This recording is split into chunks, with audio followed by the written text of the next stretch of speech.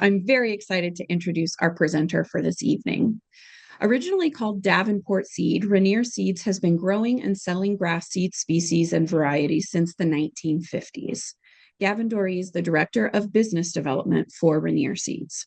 Gavin spent the last 19 years in healthcare, with most of that time focused on clinical diagnostics and infectious diseases. Having worked all over the world, Gavin is excited to bring those experiences in problem solving to our sector of the agricultural economy. Gavin is a Spokane native, grew up on a small farm just south of Spokane, and remembers the constant vigilance and work that was required to keep noxious weeds and fires at bay. Gavin and his family are blessed to now live in the same area that he grew up in. At this time, I am going to go ahead and hand it off to Gavin.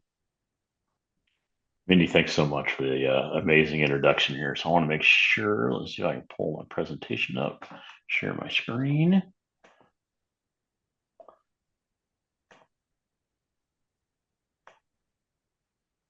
Okay, so if somebody wants to throw a thumbs up at me here, you guys can see my screen. Okay, excellent. Appreciate that. Want to thank the Palouse Conservation District for having me on tonight. The opportunity to discuss, obviously, a very important subject to us all in terms of fire mitigation strategies, but how can we use the natural resources that we have available to us as one of the tools in a very powerful toolbox in terms of fire prevention. So I'll tell you just a little bit more about myself. And Mindy, thanks again for the terrific introduction. But I'm also a former school teacher. So I have three very simple rules for success in the classroom. Rule number one is be good or be gone, which is kind of a tough thing with a bunch of adults on a Thursday night. So I wish you all the best of luck. And if I have to explain being good, you're probably halfway to being gone. So you never know. It might be a short presentation tonight. Second rule is you have to have a natural curiosity for the world around you, and you can't be afraid to ask questions, which leads to rule number three. Got to ask questions. I don't know how many people we have on the webinar tonight, but feel free to throw a hand up and ask questions. It's generally the best way that we as a group are going to be able to collaboratively pull some ideas together that are going to ultimately provide probably the safest environment for our communities. Because I don't know if anybody here has dealt with a fire, but they are terrifying. Especially one of the things we'll kind of talk about here as we get to the end of the presentation, but a cheatgrass fire, especially here in the Northwest. It's one of the things that I've seen in my life moves incredibly fast.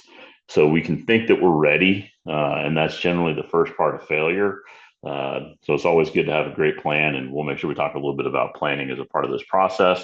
But just feel free to ask questions, throw a hand up. I want this to be a very dialogue-oriented conversation, so don't hesitate to ask questions. And definitely, please don't save them until the end, because if you're like me, I will have forgotten probably 80-90% of them. So, with that, we'll carry on. So there's my phone number. That's my cell number. Call me, text me anytime. Rainier Seeds has been in the Northwest for about 75 years. We're based out of Davenport, Washington. Originally, company was called Davenport Seeds, as Mindy mentioned, and we look forward to the opportunity to continue to serve, all of our neighbors. Part of our production, we extend out into Dakotas, Montana, Idaho, Utah, Wyoming, obviously here in Washington. I'm trying to think. I think we have about 35,000 acres of production in Whitman County itself. And then we get into the basin and then down into central and eastern Oregon. So if anybody has a particular seed need, would love the opportunity to help you out, because we've got I think it's like 1,200 native species that we have access to. So again, Palouse Conservation District, thanks for having me tonight. Hopefully this is an engaging conversation, and look forward to the opportunity to collaborate with everybody as time marches on. Okay, let's see here. How do I advance slide? There we go. A little bit about Rainier. There's a lot of pretty pictures. I saved the ugly ones for later when it comes to fire rehab, burn scars, and fires themselves. But we are blessed here in the Northwest with some of just amazing native species, not just grasses. So we do have an important responsibility in terms of stewardship and conservation and preservation. So I just also want to thank all of you for taking the time out of your day and this evening to spend that with us as we kind of walk through this fire mitigation conversation. Uh, More about me, but we can kind of skip through this one. But I do want to share kind of the bottom part of these bullets here. So regardless of what we think, we live in the natural world, and Mother Nature is a tough person. Person. She's going to teach us lessons, and unfortunately, the lessons that we usually learned are taught after a test or an event, and they're really hard. So hopefully, we can use some of our anecdotal and our observational data to develop plans that are going to ultimately produce, like I said earlier, the safest environment for our homes and our communities. So by the end, I want to make sure that we can all describe the threat of a wildfire. We know what the threat is. We know what the factors are that affect wildfires and their intensity. We know how to defend from near to far. Hopefully, there's going to be a couple chuckles in here with some of the video demonstrations that I have. But then, we understand your terrain specific to your property, maybe move out into your neighborhood, push it out a little bit, adjoining properties so that we're able to build community defenses. And one of the things that we can't control, but obviously is very important to understand, is wind. So I pulled up a little bit of historical data. I think we're all fairly observant that the wind usually picks up in the summertime in the afternoon, but the average wind speed at Pullman Moscow Airport in August and September, 6 to 7 miles an hour with gusts of 12 to 15 miles an hour. When we add into that some physics of fire itself, I think there's a reported grassland fire in Whitman County where it was observed at 61 miles an hour. So think about that in terms of distance to where you're at and where wind direction is coming from, again, relative to your property, and then what kind of fuels and fuel ladders exist, again, directionally from the wind into your property. So wind is one of those things we can't do anything about it. Well, I'll talk a little bit about windbreaks, but we just need to be aware of wind direction, wind speed, time of year relative to fuel sources that are on the ground. Next, be aware of the resources that are available to you, and there are a ton of them. And if anybody wants this presentation, happy to share it afterwards. If anybody wants to be connected to any of these organizations to the extent that I can, more than happy to introduce you to. There's a wonderful community resilience officer here in Eastern Washington for the Department of Natural Resources by the name of Guy Gifford. He's willing to go anywhere, talk to anybody to help kind of build community fire plans. The Department of Natural Resources has a program called Wildfire Ready Neighbors, and they will actually come to your location. They will give you an assessment. They'll do some training. I mean, it's a terrific resource. Obviously, the Conservation District has some really good education material as well. The USDA and Whitman County, I think, has some, especially on the noxious weed side, some resources that are available too. So take a snapshot of this, screenshot it if you want it afterwards. These are resources that are all available to you. Please take advantage of them. All right, so perspective shapes action. So I put a picture of the state of Washington, kind of drilled it down into the middle picture there of Eastern Washington. And then the bottom right picture is an aerial snapshot of one of the neighborhoods in the southwestern part of Pullman. And so there's a reason why I share this, and that, if we're paying attention to the weather and we're paying attention to our geography and our topography and fuel that exists in our specific location, then we're going to have to, build this mindset with our neighbors and with our community about how are we going to prepare for and defend against the idea of a wildland fire. And even more so, where we have wildland and urban interface. So that's really the picture there on the bottom right. Is you see all of those backyards, if you will, abut to farmland. So depending on time of the year, there is no prettier place in the world, and I've been all over the world, than the Palouse in the summertime, the Palouse in the spring when everything is green. And then if you're a farm kid like me, everybody likes it once harvest is done. You get a chance to relax for a little bit. So truly an amazing place to live and raise our families. But there are risks that come along with that. So how does our location shape our perspective and thus our action? Because at the end of this, what I really want is that everybody goes out and they're like, I got some things I need to think about. What am I going to do about that? Any questions so far?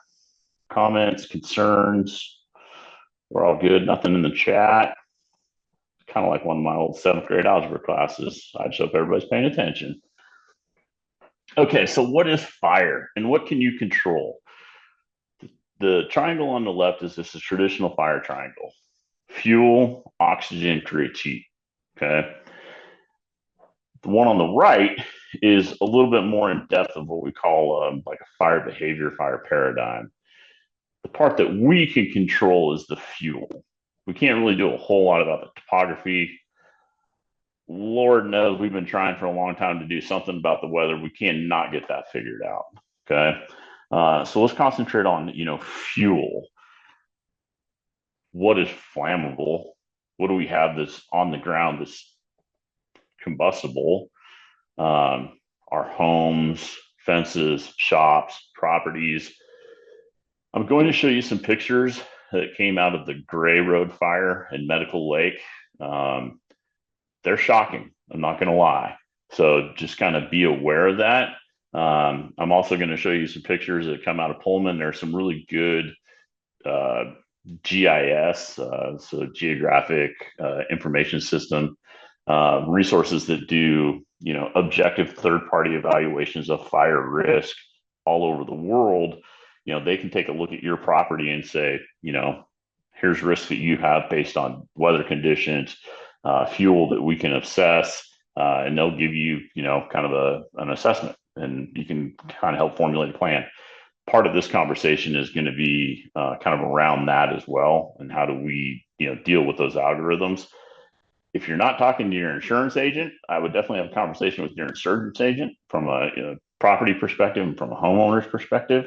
When we bought our property here in Spokane, just in the south end of Spokane, we moved from Idaho, came out of the mountains out here to where we're right on the edge of trees and wheatland. And it was interesting in the buying process. They're like, we're not sure that we can insure your property because of wildland fire. And I was like, well, it's been insured for the last 20 some odd years. So how about we figure out how to get that done? And if there's anything that I need to do as a homeowner or the property owner to reduce the risk, then let me know what that is and we can get that taken care of, so make sure that the property is insurable. And a lot of that came down to fuel. And so that's why we're going to spend some time talking about wind, talking about topography, and understanding how we can reduce fuel load as an avenue, as an approach to your property. I thought I saw one question pop up in the chat. Was that anything that I needed to address, Mindy or Liz? No? Okay, perfect. All right, so there may be an ad here as this video starts playing. I apologize for that, but it's just my weakness of YouTube understanding. So chances are everybody's probably seen this on TV, but I really want you to pay attention to the house.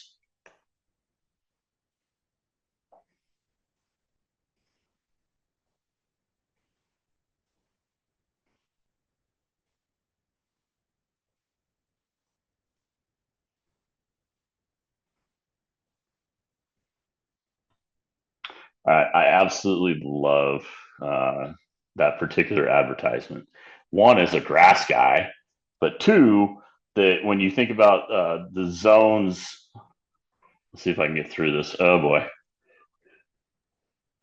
Gavin, I'm not sure if there's supposed to be sound on that. We didn't have sound on it. Oh no, I had sound. That's probably going to exceed my technical capabilities. The sound isn't necessarily the important part. It's hilarious, but not necessarily the important part. I think just looking at this particular screenshot right here is the important part. Grass right up against the house, right? One of the things I'm going to talk about here in just a second is going to be establishing zones around your home. So you'll see right up against the house from 0 to 5 feet. We want to make sure that there's no combustible material to the extent that we can. Do we have, flame proof siding? Are we using the hardy plank concrete siding? Or is it some type of combustible material? And then you get into zone 2, which is, I think, 5 to 100 feet. And that's going to be your yard, things of that nature. What are we doing to reduce fire hazards and threats in that zone? And then, really, what I kind of want to focus on is zone 3, because most fires start via embers. So it's being windborne and it's coming into your property, not necessarily as a direct result of Sheila's husband here tipping over the barbecue into his grasses that are beautiful right up against his house, but not a good fire plan right there. So let me see if I can now get past this particular slide here. Give me 1 second. Don't know if we're gonna. I might have to X out of this. Go on. Oh, there we go. Okay. Thanks for your patience there with me. So this is a schematic, and there'll be another one that's represented in a two-dimensional format in a couple of slides. But again, thinking red zone 0 to, I think it's 3 feet, 0 to 5 feet. That's inside, proximal to the house. Then your intermediate zone out to 20, 30 feet, and then the third zone is working away from the house. So a good part of this is just walking around your home and looking what is right up against it. What kind of siding do you have? What kind of roofing do you have? As far as the side or sides that are wind facing, what kind of fuel approach do I have coming into my property? And then also, what is the fuel approach into my neighborhood? And what about relative to properties that are close to me, their siding, their roofing? What does the fire threat look like in zone 1, 2, and 3 around their property? Is it a cedar fence? All of that stuff, so that we can have an informed and an educated conversation with our neighbors about how to best reduce fire risk. I'm not going to read all of this. That's not going to happen. But really focusing for us in zone 30 to 100 and then out, is there a lot of ground debris? And I'll pull up a picture in a few slides looking at that neighborhood in Pullman, specifically looking in the area of what we would call like a buffer zone. So the area that's not agricultural production, but exists between homes. Okay. In a lot of situations, that's where we find probably our greatest threat, even from a noxious weed perspective, what's called cheatgrass. And then another one's called Medusa head.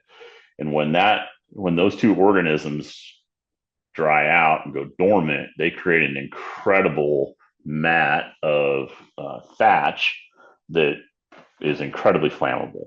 So your greatest fire risk could reside right up against your property. So take a look at what's happening on the ground in terms of litter and debris. Are there down trees? Are there dried up shrubs?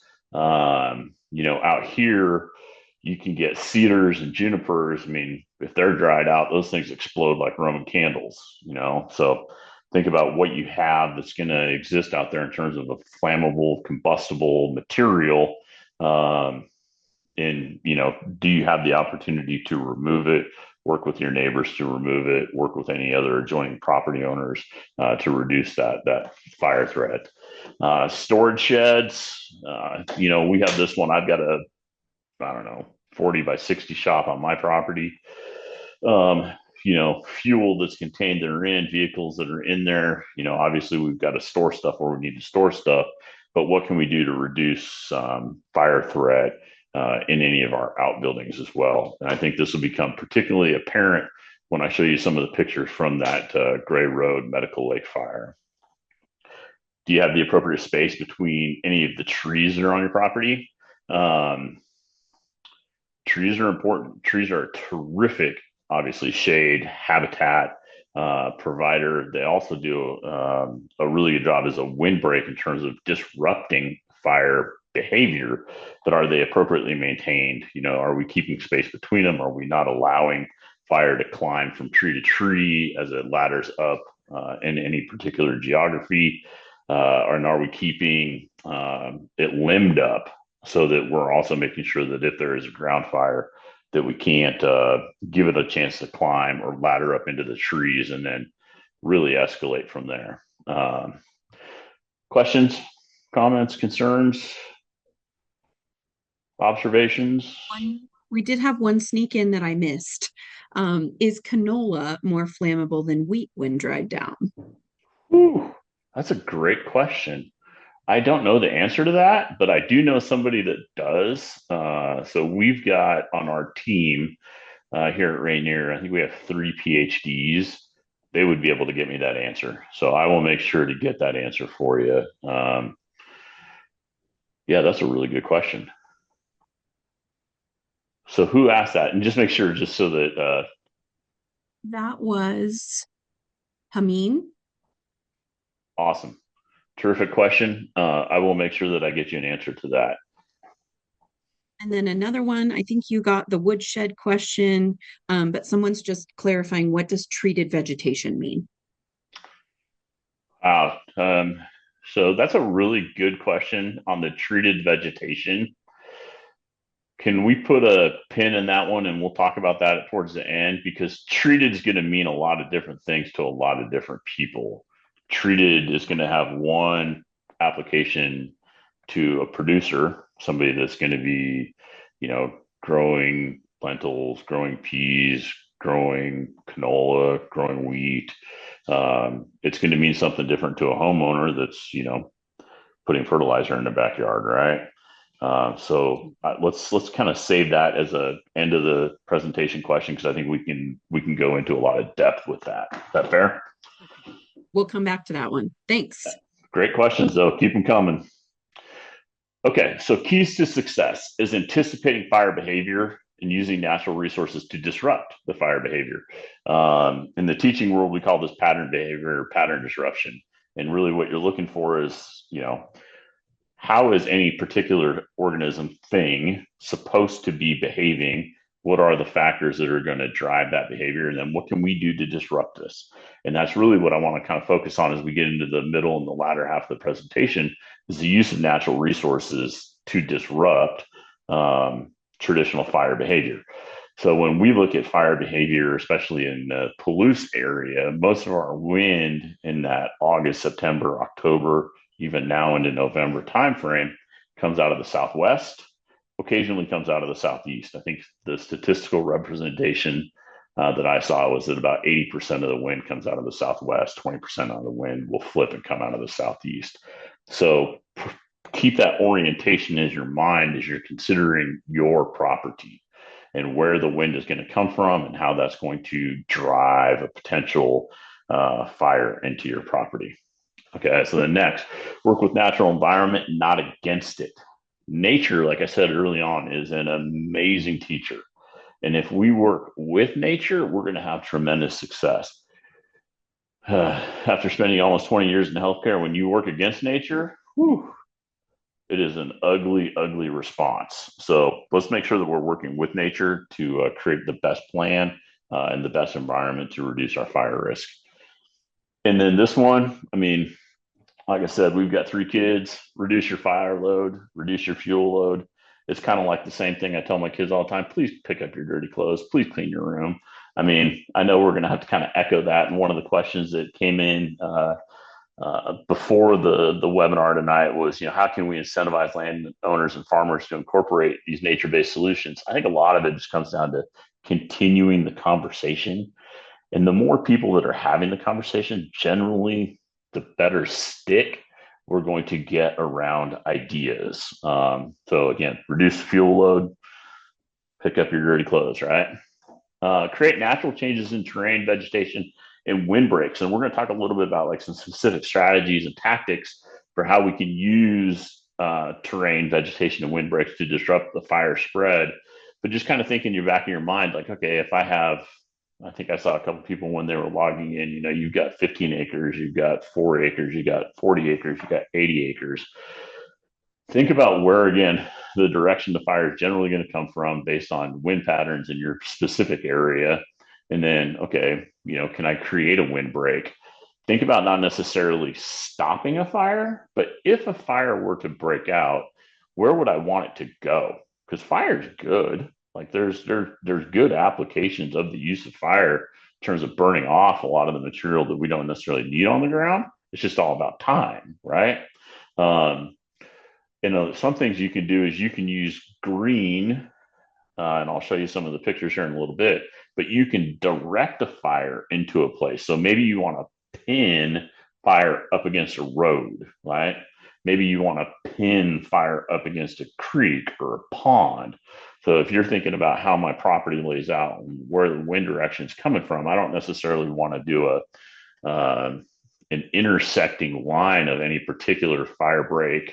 We can, and we'll talk about speed bumps in a little bit, but you might be able to steer a potential fire in a fuel source towards a direction where it's going to run into it'll run out of fuel on the ground. It'll run into a road. It'll run into a creek. It'll run into a pond.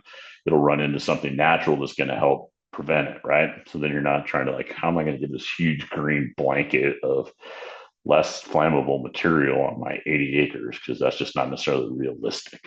Okay. And then use natural materials to create defensive spaces that are still aesthetically pleasing. I know around, at least in the Doree household, like my wife controls the ultimate vote in the veto. So I might think it's a great idea, and I can give her all the scientific evidence for why this is the best thing we need to be doing in terms of protecting our home. She's like, honey, I hear you. That is ugly as sin. There's got to be something else. So make sure that we're getting all of the stakeholders involved in the conversation. And even here where I live, I only have three neighbors. We're in the middle of probably about 300 acres. And everybody's on the same page. Like, we want to have an aesthetically pleasing environment. We want to preserve our environment. And, we're working together collaboratively to find best ways to, create defensible spaces. Because for us, it's right here where I live in particular, the wind is really unique. Generally, it comes out of the southwest, but there's a mountain behind us. And when it gets super windy, it'll actually swirl. And so we'll have wind that'll start out of the southwest, and all of a sudden it's coming in from the backside of you as well. And so when I grew up out here, our property was actually in the middle of two of the biggest fires in Spokane County. We had the Latah Creek Hangman Valley fire, and then we had the Dish and Mica fire on both sides of us. So my dad's plan at that point in time when I was a kid was we had a 30,000-gallon pool, and we had two trucks with some modified slip tanks. And if it broke out, we were going to go spray as far as we could. So we'll talk about strategies and tactics here in a little bit, but to kind of, realize where the wind's coming from and what can we do to create a defensive space. All right. So level set. Teacher in me, I got to get this one out.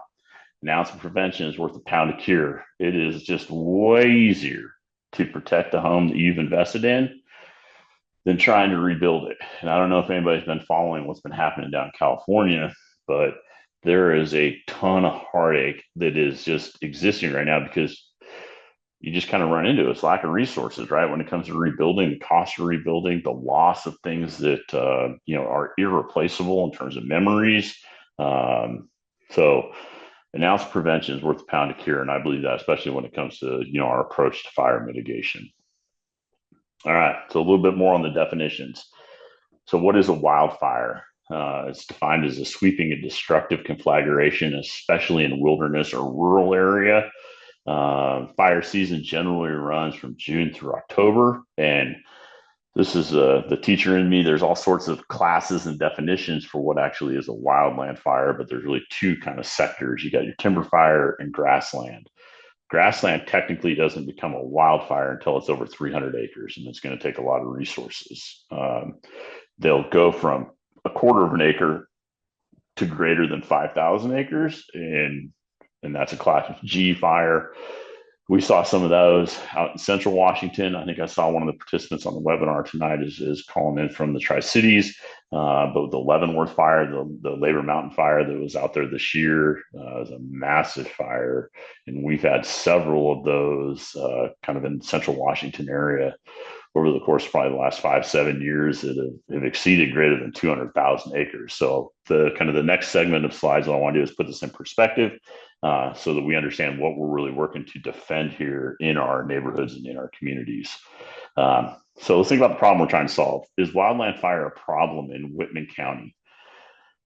So just quick poll, if you can, throw thumbs up, thumbs down. Is it a problem? Thumbs up. If it's not a problem, thumbs down from your perspective. Let's see what we got. I'm not seeing any thumbs flying around. Thumbs up. All right. It is a problem. Thumbs up. Okay. So it's really interesting. Whitman County is one of the only counties that doesn't yet have a formal fire plan, wildfire protection plan. There's a draft that's in works and one that's being developed, but I think what you look at here from a historical perspective is there just aren't a lot of fires in Whitman County. Everybody out there, at least from my experience working in the farming community, is acutely aware of fire risk. Most of the agricultural producers have mechanisms, especially during harvest, for fire suppression should something break out in one of their fields, which is great. There's awareness, but what we want to do is make sure that in the areas that we can, do we have a plan? So think about your neighbors, think about your broader neighborhood, think about your broader community. Is it a threat to your property? The only answer to that is yes. If anybody on this meeting said that wildfire is not a threat to my property, please change your mind because it is a threat. Okay. And what we do to reduce the risk is obviously incredible, but it doesn't matter how much we do to prepare. Wildfire is always a threat. So across the United States in 2024, there was 8.9 million acres that was burned. The national average in the prior 5 years was 6.4 million acres. So we're seeing an increasing trend. And there's all sorts of variables about that. I'm not going to dive into those because really the message here is that the threat is increasing. So let's build a competent plan to address the threat. In the state of Washington, just last year, there was 217,783 acres that was burned. Whitman County had one large fire that was the Central Ferry Fire that was 6,597,000 acres, which is from folks that are kind of in the Pullman area. If I remember correctly, that's about 13 miles due west and maybe a little bit south of you. So had the weather continued to push that fire, it would have been, right in your doorstep in not too short a time. So awareness is always a huge part of our success here. And then again, so as of April 25, the Whitman County did not yet have a formal wildfire protection plan.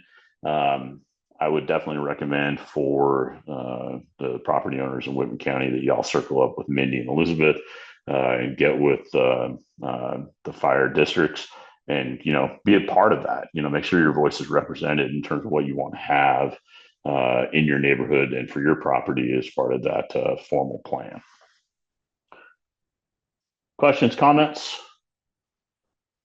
Good. All right. So we got about 20 minutes here. So I'm probably going to pick up the pace a little bit. Hopefully, I'm not talking too much for everybody here. But again, making sure that we're on the same page when it comes to recognition of the risk of fire. So the image here on the left is from the Gray Road Medical Lake fire, which was a catastrophic fire up here in Spokane County. And then the image on the right is the Central Ferry fire that I just mentioned in Whitman County. So I want to share these two just to kind of help establish perspective a little bit, because again, if somebody was answering the question that a wildland fire is not a threat to me, I hope to change your mind. So the Gray Lake fire, the Gray Road fire, 10,000 acres, 259 structures destroyed, one person dead, 60 million in damage. The Central Ferry fire was, again, 6,600 acres, no structures destroyed, $540,000 in damage. So again, think about, okay, where's my property at? What's my risk? What am I going to do to defend it?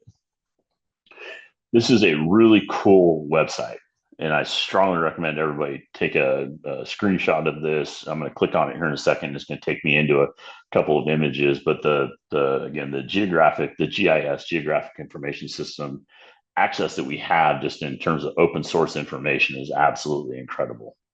Let's take a look at this. Work.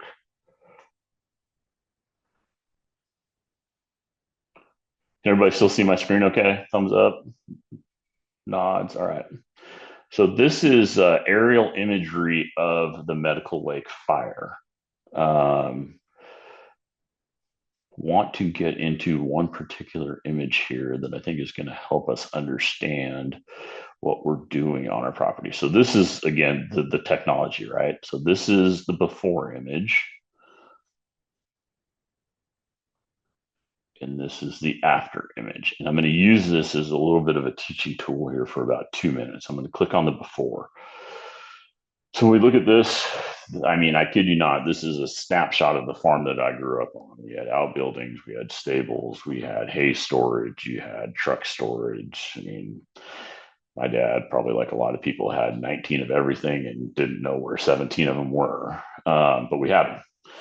So think about alignment here when we look at just imagery.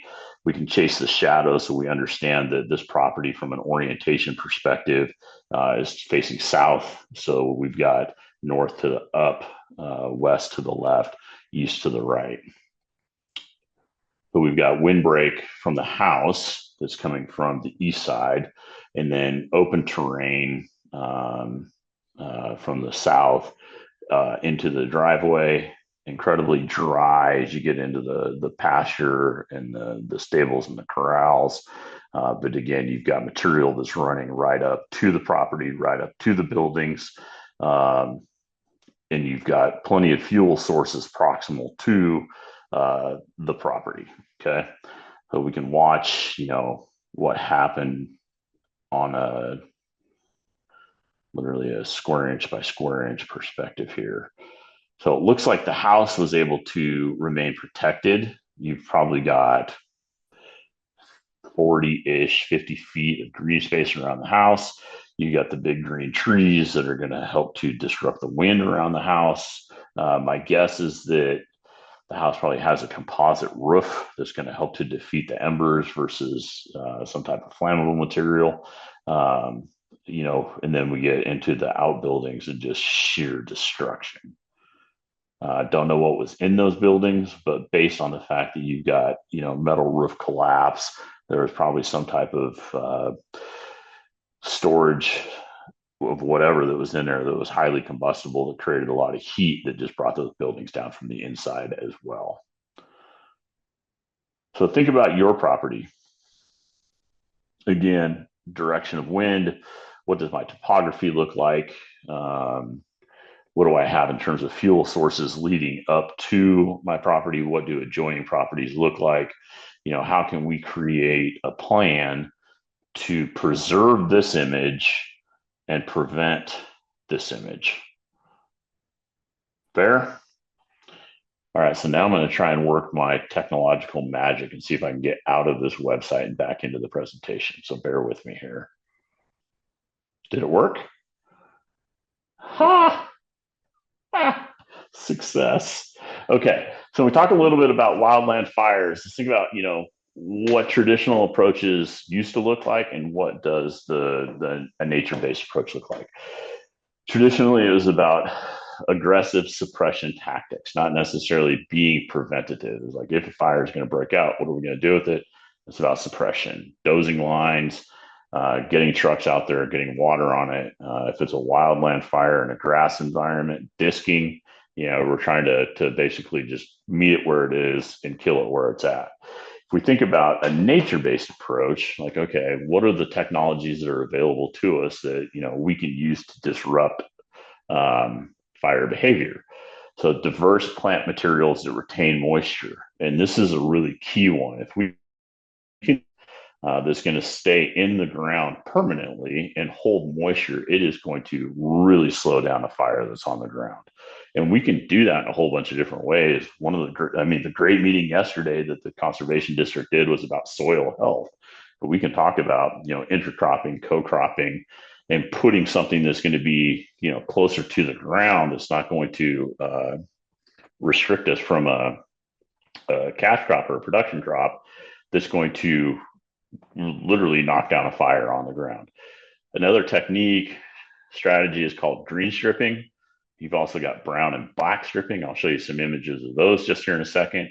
Windbreaks and then water lining. Okay, so there's kind of five tactics here that we can use proximal to our properties and to our neighborhoods that incorporate natural solutions to disrupt fire behavior. So then the question here is, where do property owners fit into this equation? Well, you own it. It's an asset to you. So I would hope that you would advocate to defend your property. I would also hope that you would advocate and be a steward to not necessarily property that you own, but that we're all responsible for. So when we think about conservation, stewardship, preservation, this is where the broader plan kind of fits into our community efforts and what we're doing to reduce wildland fire risk. So speak up, please. So this is an example that came out of a property that was just north of Ellensburg. And this was in October of 2025. Property owner had a slash pile that had been built up over a number of years. They were in October. They were thinking they were past fire season. Lit their slash pile, and talking to the property owner, he was like, "Gavin, I've never seen anything move that fast in my life." He was like, "Poof," and it was gone. So he owns 200 and some odd acres. 161 of it went up in smoke. So now part of it is we're going to have to come up with a rehabilitation, revegetation plan. But really what he learned out of this was the vegetation just around his slash pile. You can see all of the cheatgrass that sits on the hillsides here.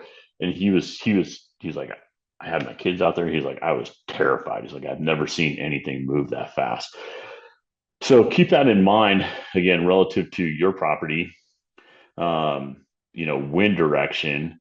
What are the fuel sources that exist in front of your property? And can we do something to reduce that risk, for next fire season? Basically between now and we've all got, at least here in Spokane, we got about 5 inches of snow yesterday. So it's a good time to be thinking about what can we do for fire season.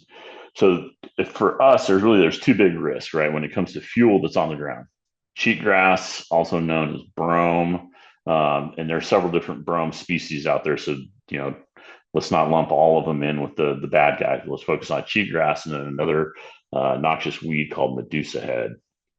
Again, incredibly flammable, produce a lot of thatch, and it's ugly. As a grass guy, I'm not going to lie, it is just ugly. It is invasive. It will compete in some situations. It'll outcompete even native species. So this is a threat that we definitely need to pay attention to here in Eastern Washington and definitely in the Palouse. So there's a couple of techniques that we can use for control. Deals with tillage. You'll see the difference from a production perspective of till versus no till. There's herbicide treatments that we can use. Regular periodic mowing. We can burn it back. I'm not exactly sure what the legal restrictions are on prescribed burns in Whitman County, and then grazing. Okay. We can also outcompete it with native, but it depends on how we populate those seeds into that particular environment. Generally, from a literature perspective, one method of control is not sufficient to eradicate. It's definitely not sufficient to control, definitely not sufficient to eradicate. So you're looking at multiple modes of action to control the threat and reduce the fire risk in your proximity to your property. All right, so let's go back to the picture here of this neighborhood that's in the southwestern part of Pullman. And what I want to focus on is kind of the area of what we would call the interface. So where you see the production ground leading into the fence line and then curving around the road. And it looks like there's a little hillside down here on the kind of the bottom right third of the picture, where there's that little cul-de-sac that's down in there. So again, thinking about the direction of the wind, thinking about fuel sources that are on the ground, thinking about what we can control to reduce the risk in this particular environment. I'm going to pose a question to the group. What would y'all do? This is your neighborhood.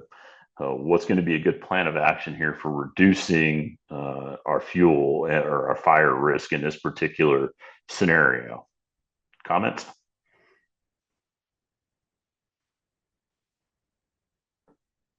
Oh, don't be shy now. Come off, speaker. Who's got ideas? Okay, that's fair. Um, what I'll do is I'll take the next part here and use the image just below, which is again is a farm property that's in Whitman County, and you can see a really interesting kind of approach, intentional or not. I'm not sure. I don't know the homeowner here. This was just an image that was captured off the internet of fire mitigation. Tons of green space around the buildings, the home. You've got a creek that's on the back side of the property, a road on the front side of the property. You've got trees, around the house itself that are going to disrupt any ember carriers. I would probably thin them out a little bit myself. Um, but you've got a good green space here. You got a good defensible space. You've got some hard materials around the house and around the buildings, with the exception of what they can control there at the very south edge of that property down by the silos in that barn. So I would say that you got a good plan with that property owner on the bottom image.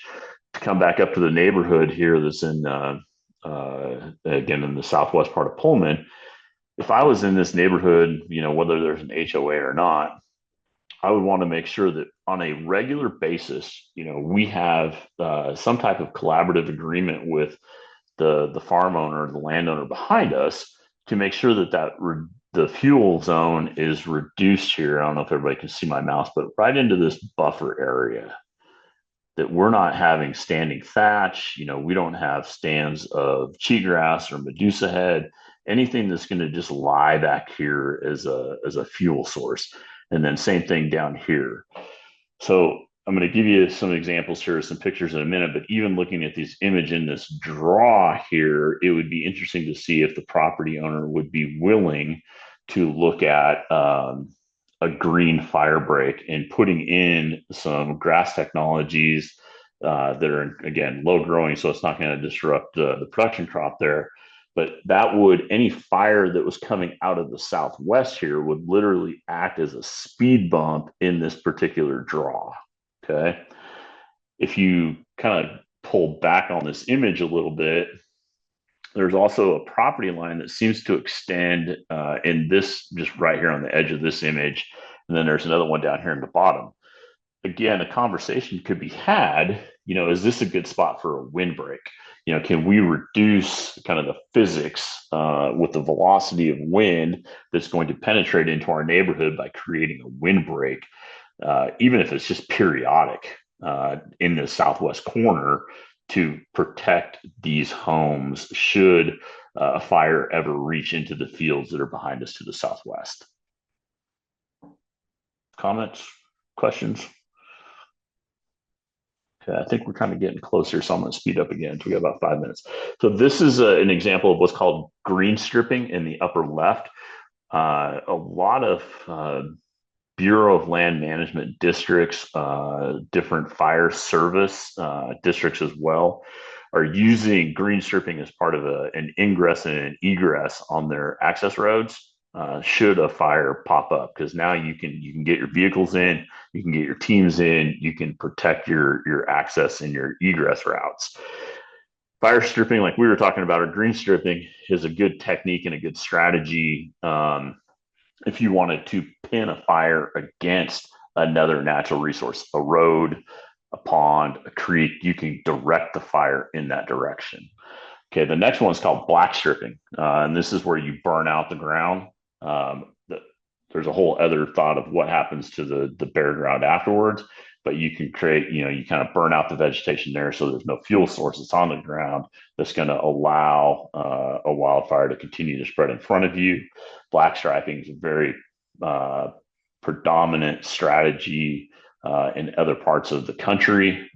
We've kind of run into it here with some restrictions and health reasons for burning off big fields. The last part is brown stripping. Brown stripping, you can use herbicidal applications to kill off the fuel that's there. Now, there's still fuel that's there. We're just reducing, live organisms. So you can take in different combinations of those particular strategies. Think about, again, your property, your topography, the wind direction. What are some of the ways that we can use some of these different strategies to reduce the threat that exists in your property? And then wind breaks and wet stripping. We talked a little bit just on some of the property there that existed in Whitman County and how they're using trees to disrupt wind behavior. Think about it relative to your property. Is this something that we could deploy as a tactic over time that's going to disrupt that particular behavior and reduce the spread of potential fire? And then wet stripping. So I still do this. I don't have quite the setup here. What I have is I have a 35-gallon tank that's on a trailer that I just pull in my little tractor. But in the summer, I go around our property every day, and I'll put down probably a 30-foot strip. I'm not trying to create mud. All I'm trying to do is to just make sure, and our neighbors do the same thing around their homes and their outbuildings, is just that I've got wet ground, and I maybe even still have green organisms that are in the soil that should something get that close to us, it's really going to slow down that part. And again, I'm not soaking the ground. It's 35 gallons. I put my headset on and I drive around the property in the morning and just make sure that at least that ground is just wet. It might take me half an hour tops, 20 minutes. So if you have access to technology like this or these tools, it's not a bad idea. It's incredibly inexpensive. And it's just a good idea. Again, it's just a good idea, especially if you've got a lot of material that you can't necessarily remove that's proximal to your property. Wet stripping. Okay, so we're talking real quick just about grass because we're getting into the good stuff now. Of course, we're out of time. But we can use grass seed as a fire mitigation strategy. Soil stabilization will keep moisture proximal to the ground and will keep live organisms green for a longer period of time. That are going to help us defeat fuel should fire approach our property. It's also great when it comes to erosion control. On my way back from Pullman yesterday, from Colfax yesterday, I stopped in several roadside just the buffers along 195 where there's a ton of runoff now. Because obviously we've had a very wet winter, so we can stabilize, our soil from an erosion perspective. We're going to applied correctly. We're going to outcompete some of the invasive weed species. And then I don't know about you guys, but I like to pheasant hunt. I like to deer hunt. So if we can get out here and we can create some environment that are good for our wildlife habitat, I think that we'll be encouraging those animals and birds to come back into our neighborhood. So, what are some examples here? So, Siberian wheatgrass is very prevalent here in the Northwest, very prevalent in Whitman County. Has great drought tolerance. Most of these species that I'm going to share with you are need about 7 to like 15 inches of rain annually. I think Whitman County is greater than 20. It's like 2021 is the average. So what you're going to see with this and some of these species is that they will stay greener longer. I'm going to show you a picture at the end that was taken on October 15th, just to kind of prove my point out here. But Siberian wheatgrass is a great defensive strategy. Our fescues, again, something that's going to create one is beautiful, doesn't need a lot of moisture, very little maintenance, is also going to stay greener longer and help to protect your property deep into and through fire season. Blue bunch wheatgrass, one of the prettiest, I think, in my mind. You're going to get some good height out of it. Uh, and again, great root stock, palatable for native and whatever you're doing from a livestock perspective. This is a great grass. Sandberg big bluegrass is another great one. Great root structure. It's going to hold water for a long time. It's going to be just an aesthetically pleasing barrier running through your property to knock down that fire. Sherman Big Blue, again, uh, beautiful species. Let's see here, streambank wheatgrass. So you can think about creating a kind of a really diverse, ecological zone by using some of these different seed species as a defensive measure for fire mitigation. Thick spike wheatgrass. This one like won't burn. This is one of our probably most popular products when it comes to the fire reduction mixes, if you will.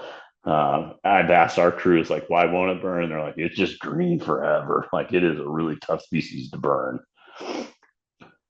So we do have some specific mixes that are built by the NRCS and their recommendations here in the Northwest. So this is called a rangeland native mix. And again, I'll make sure that all of this is available for all of you after the webinar if you have any particular questions. A non-native mix includes the wheatgrass, pubescent wheatgrass, and then clover, which is awesome when it comes to like a pollinator strategy. If you're trying to bring back some of the birds and the butterflies in your neighborhood, bees, things of that nature. This goes back to just a commercially available off the shelf. It's called Firebreak. It's got 5 different products in it: fescues, wheatgrass, bluegrass. And the picture that I'm going to show you is this particular mix that we use in one of our production fields. And that's right here. So this picture was taken on October 15th. And I hope that you can see it well, but the fire break is the grasses on the left. I'm not 100% sure what's on the right, but it is dead and it is a fuel source. And we use this with the Bureau of Land Management, the Department of Lands, Forest Service. I mean, everybody. And it definitely sits a point. You're running through fire season at this point. You're still green. That's going to put not a hard break on a fire that's moving in the grass, but it's going to slow it down. So I think that is all that I have. There's obviously questions, my contact information, and then I've got this at the end. Just this is the particular plan that's being drafted right now with Whitman County. Feel free to take a look at it. I'm happy to send this to whomever needs it. But I can't thank you all enough for spending some time with us tonight. And I can't believe that I actually talked for an hour. It's 7:05, so we are overtime, but I will stay on the line here for a little bit and answer questions from Awesome. everybody. Thank you so much, Gavin. We really appreciate the information and expertise. There is so much information to cover. There's a lot of information on this topic.